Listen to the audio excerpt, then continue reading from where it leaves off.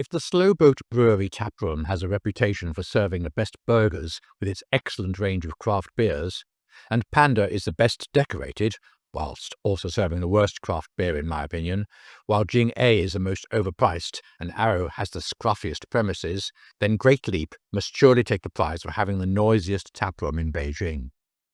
Great Leap Brewing operates 3 brew pubs in the Chinese capital, together with an off-site brewery and a converted farmhouse in northern Beijing near the Great Wall, 2 in the Dongcheng district and 1 within spitting distance of Sanyuanli Market, which in my view is one of the best covered markets in the city. Its first premises, which opened in 2010, were set up in a classic hutong in Beijing's Gulou neighborhood near the Bell and Drum Tower. It's still on my to-visit list, though Vicky Voyage describes it as quite possibly the most difficult bar to find in Beijing. But tonight we're going in search of the one near Sanyuanli, in Xinyuan Street to be precise.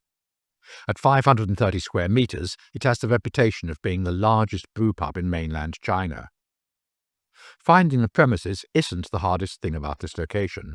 Finding a way in is. In the main road is a door which, though clearly marked as not being the entrance, still has people trying their luck. Walking round the corner there's another entrance, except it's not either. But once you've got this far, it doesn't take a degree in rocket science to turn clockwise through 300 degrees to find the real entrance.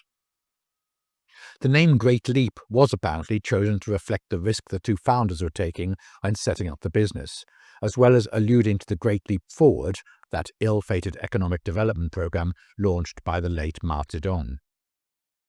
Before you even enter the premises, you're accosted by a list of just some of the 40 brews they get up to. There's always a minimum of 12 on offer, but they also have many varieties produced on a seasonal or rotating basis.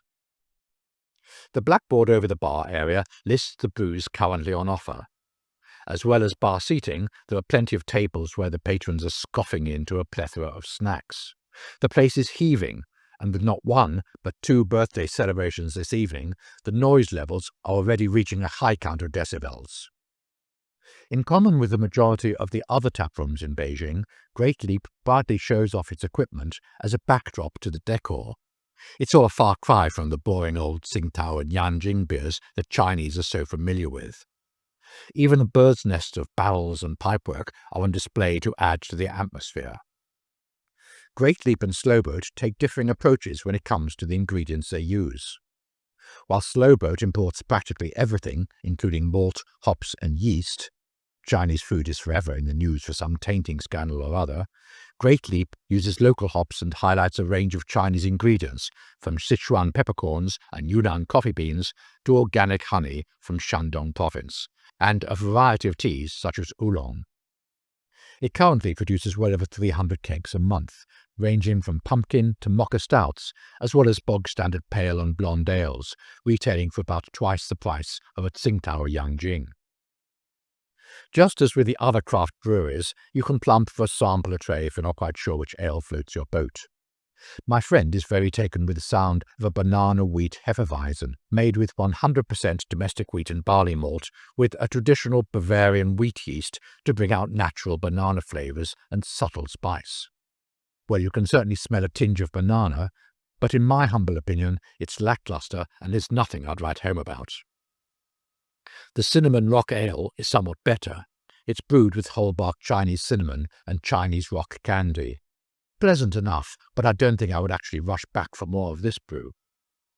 Little General is a medium-full Chinese IPA and much more to my liking. Hoppy, but not irresponsibly so, the blurb tells us before the final flourish. The Little General is an act of balanced beauty. Yes, I'll definitely go for this little beauty again. And finally, Great Strong Smoked Ale, which for some reason the official blurb is pretty quiet about. Yet for me, it's the crowning glory of the evening.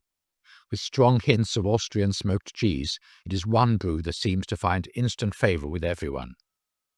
Unless you can't remember which is which, the well-trained Fu Yuan makes sure to place the glasses in the requisite order according to the invoice. Naturally, a glass or 4 of craft beer would probably be too wet without an accompaniment of bar snacks, so we order a vegetarian pizza which turns out to be extremely good, much better than it looks actually. But although the beer-battered onion rings with honey mustard dressing look pretty tempting, they're oily in the extreme, and by the time we're halfway through them, our stomachs are complaining. The seasonal hand-cut sweet potato fries with horseradish aioli dip also look pretty darn good, but they're as dry as the beers are wet, and it's hard labour to even get through half of them. Perhaps the beers aren't so wet after all. No, on reflection, those beers are neither too wet nor too dry. Now, who pinched the remains of that great strong smoked?